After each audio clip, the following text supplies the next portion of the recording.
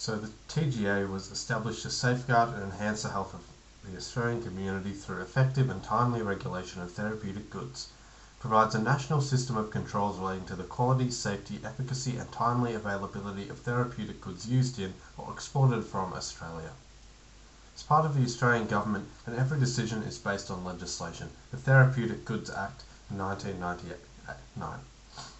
So legislation defines therapeutic goods as products for use in humans in connection with all of the above. This includes preventing, diagnosing, curing or alleviating an illness, disease, ailment, defect or injury, influencing, inhibiting or modifying a physiological process, testing the susceptibility of people to a disease or ailment, influencing, controlling or preventing a conception, testing for pregnancy, replacing or modifying parts of the anatomy. This may include medicines and blood products, medical devices and biologicals. So the TGA regulates therapeutic goods through a number of mechanisms. This includes the good manufacturing practice and principles, so licensing Australian manufacturers and verifying compliance of overseas manufacturers, pre-market assessments, which is assessing therapeutic goods for quality and safety, and higher risk products for efficacy and performance as well. So low-risk products such as complementary medicines are assessed for quality and safety. High-risk products such as prescription medicines are assessed for quality, safety and efficacy. Additionally, there are also post-market assessments. This is monitoring of therapeutic goods and enforcement of standards. This may include monitoring and alerts, so checks over claims made in advertisements for therapeutic goods. If they're not in line, issues fines and sanctions, especially if there is no supporting evidence. They also keep databases in which they record reports of adverse events by consumers, health professionals and industry. Manufacturing is also inspected by the TGA. So the TGA overall employs a benefit versus risk approach. This works by acknowledging that no therapeutic good is risk-free. However, the TGA is based on applying scientific and clinical expertise in their decision making. So this ensures that the benefits outweigh the risks associated with the therapeutic good. So this is just describing the difference between listed and registered goods with the TGA. So registered medicines are higher risk medicines which are evaluated for quality, safety and efficacy. Their product information is approved by the TGA, and this includes all prescription medicines, most over-the-counter medicines and some complementary medicines. Listed medicines, on the other hand, are lower risk medicines which contain pre-approved low risk ingredients. These can only make limited claims, cannot imply that they will be useful in the treatment or prevention of serious illnesses. This includes some over-the-counter medicines and most complementary medicines. So the TGA uses a lot of different types of information which they collect in determining and maintaining appropriate registration of different therapeutic goods in Australia. So they consider a bioavailability study. So generic prescription medicines must release the active ingredient into the bloodstream at the same rate and to the same extent as the current medicine. This is termed bioequivalence and can be demonstrated by conducting a bioavailability study, where individuals take the current treatment and then on a separate day take the new drug. Blood samples are taken at different times and the rate and extent of absorption of the active ingredient is compared for generic and original medicines. Quality data is another thing looked at. So decisions are based on the quality of data supplied by the applicant. The data is evaluated by chemists, biochemists, microbiologists and others working for the TGA. So they may consider the composition of the substance and product and the consistency. Additionally, stability data and sterility data, as well as the impurity content, may be evaluated. Batches of medicine should also be relatively the same. Each tablet should contain the same amount of active ingredient and the substance should contain acceptable impurity levels. There's also safety and efficacy data. This is supplied by the applicants and includes non-clinical data, which is evaluated by toxicologists and pharmaceutical chemists. And this type of data includes pharmacology data, pharmacokinetic data, and toxicology data. The safety and efficacy data also falls under clinical data, which is evaluated by a medical doctor, and which is mostly results of clinical trials conducted by pharmaceutical companies and or hospitals and research organisations using volunteers. So consideration of how valid the results of non-clinical studies in animals and in vitro. So they want to look at, is there any safety concerns from these trials? And the data helps to determine the benefit, and for a drug to be registered there must be evidence of clinical benefit. So you want to look at if it works. So looking at non-clinical studies and animal studies, do these work, or do they show it to be efficacious? So clinical trials need to be clinically and statistically significant, accounting for placebo effects. The mechanism of action may also help in evaluation of safety in drug interactions. Now, some of the common issues that lead to false or misleading claims in prescription drug advertising include omission of risk. So drug claims about a therapeutic agent's efficacy should also include appropriate information about the drug's risks. These must also be included in the packaging and include warnings and contraindications. Minimization of risk. Risk information must be presented with prominence and readability, comparable with the efficacy information. So this may be impacted by layout, size and style of font. So you can't have your efficacy presented in a large readable font with your risks presented in small print without a heading down the bottom. Overstating effectiveness. False or misleading. The medicine can be false or misleading if they exaggerate the effects of a drug, make claims regarding efficacy that aren't supported by substantial evidence, or misrepresent data from clinical studies. Promoting uses not addressed in approved labeling. Suggesting that drugs be used for conditions not approved by the government. This includes off-label promotion. So presenting without adequate information for people to use them appropriately is not recommended.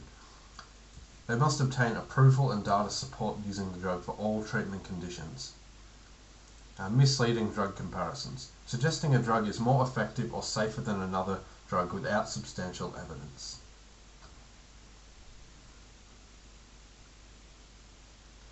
So typically in a study you'll have a group given the new intervention which is being assessed, and another group given an established intervention that is already in use, another standard care, or a placebo.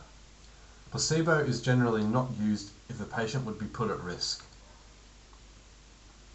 So this could be, for example, in a study of a serious disease where denying treatment may cause serious harm to the patient. Participants are informed that placebos will be used in the trial before participating.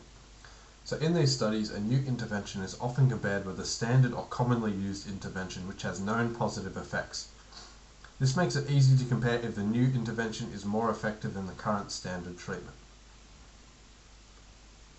Phase 1 clinical trials are done to determine safety, toxicity, pharmacological activity, pharmacokinetics, and how well the substance is tolerated in the body. They can also identify preferred routes of administration and help determine the appropriate doses for later studies. These are usually conducted with a small number of healthy participants, but may be conducted in patients with the target condition. It is important to note that this phase does not test whether or not the medicine is effective. Secondary goals of the phase 1 clinical trial include establishing a maximum tolerated dose, looking at serious side effects and metabolism of the drug. These usually contain between 20 and 100 volunteer participants. Phase 2 clinical trials are generally the first trials of medicine in patients suffering from the targeted condition. Several doses of the medicine are often used to establish a therapeutic range and look at the maximum tolerated dose from the phase 1. The number of participants involved in this phase may still be small, but may also be larger than phase 1 studies. Secondary goals may include determining the common short-term side effects and risks. These studies usually involve between 100 and 500 patients. Phase 3 clinical trials involve a greater number of patients and are undertaken for the purpose of determining whether the medicine confers clinical benefit with respect to the condition for which it is intended to be used. Phase 3 clinical trials are usually the final stage required before a sponsor can seek to have their new therapy listed as an approved medicine or device for sale in Australia. The secondary goal of phase 3 clinical trials is to evaluate the risk-benefit ratio of the drug. These usually contain between 1,000 and 5,000 patients. Phase 4 clinical trials may be undertaken after a new medicine is registered and has been approved for marketing. that may include studies to compare the medicine with a wider range of therapies or to study the effect of medicine in normal clinical setting and assess whether there are any unexpected or long-term side effects. This is called post-market surveillance and can be initiated by the original sponsor at the behest of a regulator or by a third party. Alternatively, Phase 4 trials may be conducted to provide evidence that a drug is effective for a different condition or in a new population group, such as children or elderly. This could also be used as a secondary condition to identify unusual side effects and other potential uses of the drug. And these studies usually use real-life patients who are taking the drug.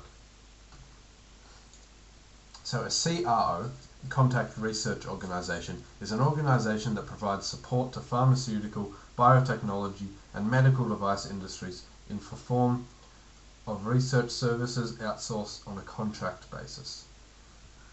So one of the main jobs here is a clinical research associate or officer or assistant. So these are a healthcare professional who performs many activities related to medical research, particularly clinical trials.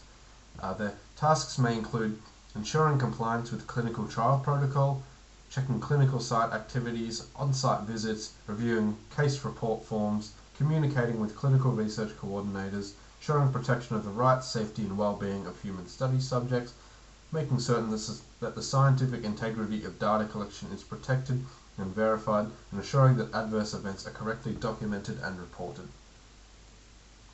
There are other roles within CROs including medical information, regulatory affairs, and pharmacoeconomics. So the PBS, or Pharmaceutical Benefits Scheme, provides timely, reliable, and affordable access to necessary medicine for most conditions.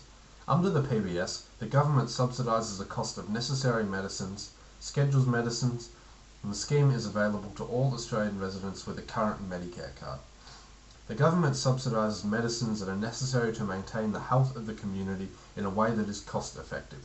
This is achieved through careful analysis of therapeutic benefits and costs of medicine, including comparing them with other treatments. If a medicine is found to be acceptably cost effective, then the government negotiates its price with the supplier. This can be done through evaluation of clinical evidence and data for cost effectiveness, specifying maximum quantities of prescriptions, restricting therapeutic uses for medicines, review of PBS medicines, negotiating pharmacist fees and allowances, monitoring medicine use, and reducing prescribers and consumers. The Pharmaceutical Benefits Advisory Committee, or PBAC, recommends medicines and medicinal preparations to the Minister for Health for funding under the PBS.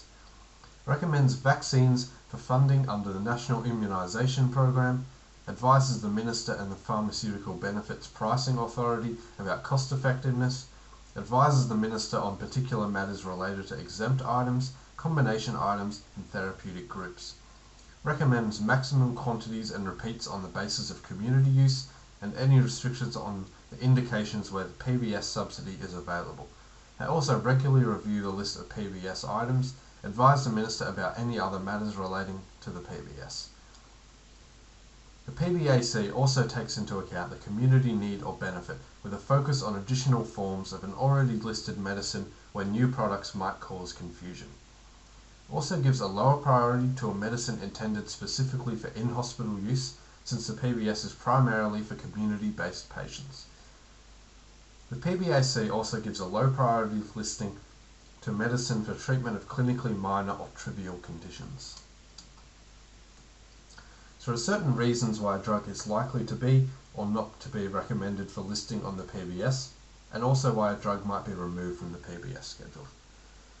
So a drug is likely to be recommended if it is acceptably cost-effective and if it is needed for the prevention or treatment of a significant medical condition not already covered or that is inadequately covered.